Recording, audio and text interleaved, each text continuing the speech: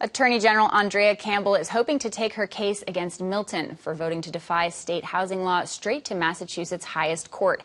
As a Supreme Judicial Court justice reviewing her challenge put it, Campbell is looking to, quote, send a shot across the bow to the under 100-plus cities and towns impacted by the law, which requires so-called MBTA communities to update zoning laws to allow for more multifamily housing. But even in cities and towns already complying with the MBTA Communities Act, as GBH News' Sarah Betancourt reports, there are other threats to the law's ability to produce more housing. Sarah joins me now, along with Jim Boudreau, town administrator in Scituate, one of several communities raising concerns. Thank you both so much for being here. So, Sarah, how did you find this story and begin reporting on it? Because, you know, I was thinking, oh, it's the sewage story, right? Initially looking into infrastructure in these towns and sort of the smaller details that might impede them from building up all this housing, which is so desperately needed across the state. How did you first come across this and begin reporting on it? Yeah, so about a year ago, I filed a public records request with the state, asking for the town's action plans to the state to see how they'd comply with the MBTA zoning law. And I noticed a trend in one of the comments section that over 20 towns were mentioning, hey, we have some concerns about sewer infrastructure. And the issue with the story was never about compliance. And we say it very clearly in the story what the MBTA Communities Act is, but you do have to think about what happens afterward. Because if you suddenly have the ability to create all of this multifamily housing, you need the infrastructure to make it happen. Right. And Jim, you're not opposed to building more housing. What are you coming up against in Scituate? No, so Scituate already is zoned for 12 units per acre by right around the MBTA stations. Before this even came in, right. So the new zoning for us is 15. So it's really not a big change. We look at the adoption of the MBTA communities as a technical change to our current zoning. However, once you do the zoning, you can't do the building. So an example is a Sky Sale, which is an apartment complex, about 70 apartments in retail on the MBTA parking lot at Greenbush. They came in, they wanted to build it. There is sewer there. We didn't have the capacity to allow them to build it. It wouldn't have fit in our sewer system. So we ended up replacing a sewer out by Cedar Point with the lighthouses. That's very old, very leaky. We got a $2.2 million MassWorks grant, but it was a $7 million plus project. So the town and the ratepayers had to come up with $5 million. That created enough capacity to build Skysail, which is now built and leasing. It's a great project.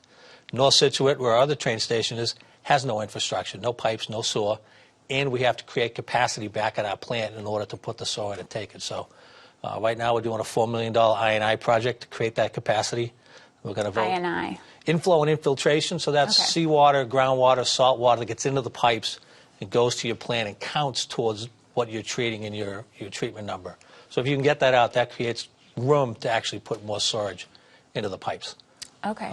So we're doing that, and then we're going to vote $2.2 million to design that sewer at the town meeting in April. So it's one of our goals to get that sewer and get it built, but it's going to be very expensive, and we're going to need help to do it. Right, and the state is providing some funds for this.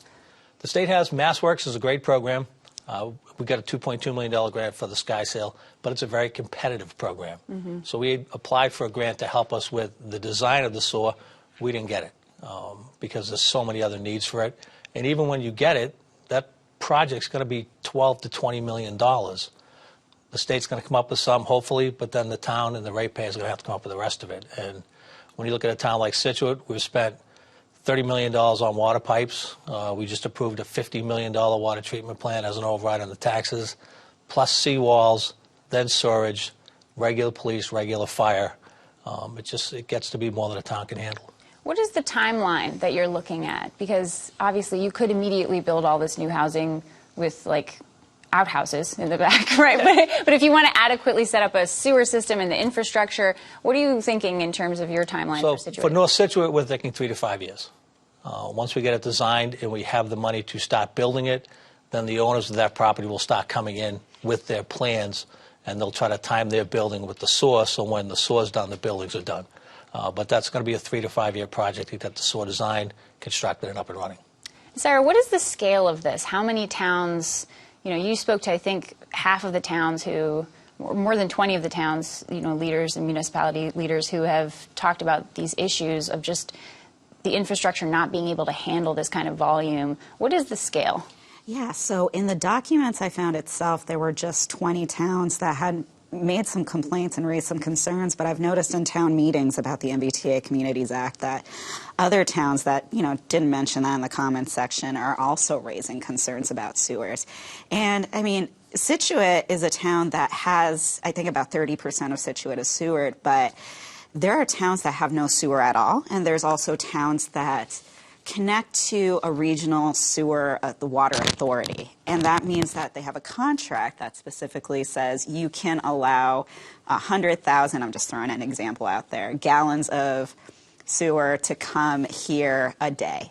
And, if you create more housing, you're going to want to, especially like multifamily units that are quite dense, like 40 to 60 units in a building, you're going to need to have increased contracts and changes to those contracts. So all of this needs to be taken into consideration. All of it costs time and money. So it's really interesting that the state hasn't thought that far ahead for this. And the state did tell me, they have the MassWorks grants, which are fantastic.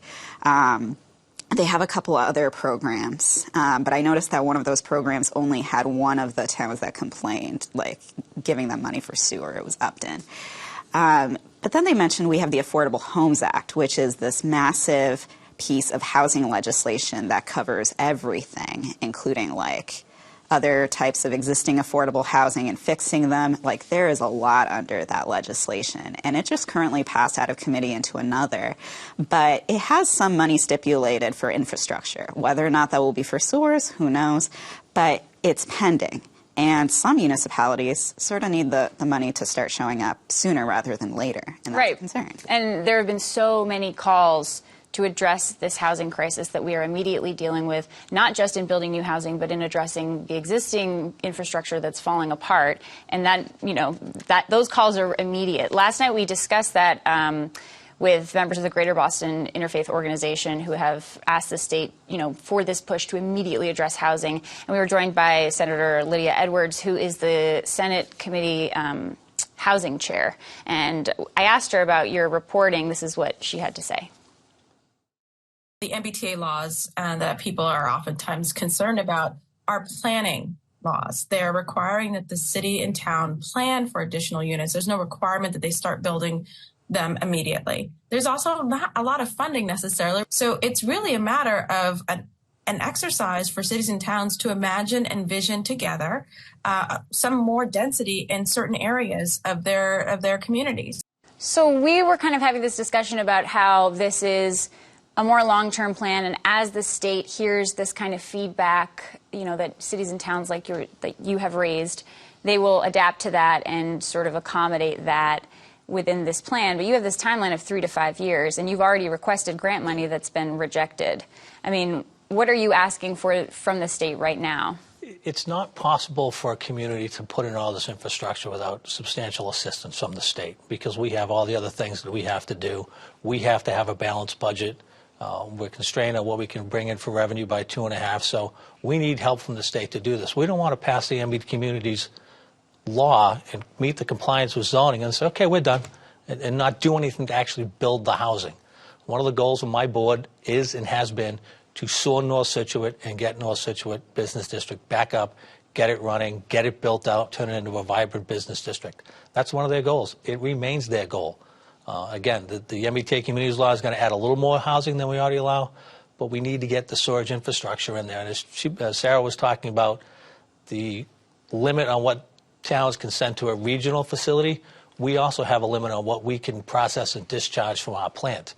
So that you can't go over that. If you do, you get fined, you get in trouble. So we need to make sure we have the capacity to do that, which is repairing the old pipes, as we were talking about, to create that capacity to put new in. So we don't want to just comply on paper. We want to comply and help create the housing. And the state's going to help us, and the feds are going to have to help us. The federal government's going to have to step up too, and our partners in the federal government are going to have to make some of that available. How has the housing crisis impacted residents in your district? The price of housing just keeps going up.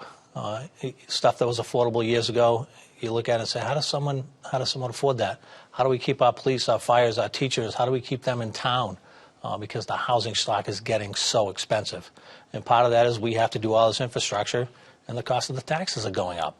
So it's getting more and more expensive to build these projects to stay in town, and we're losing that working class that lives, works, and does all their business in town because they can't afford it anymore.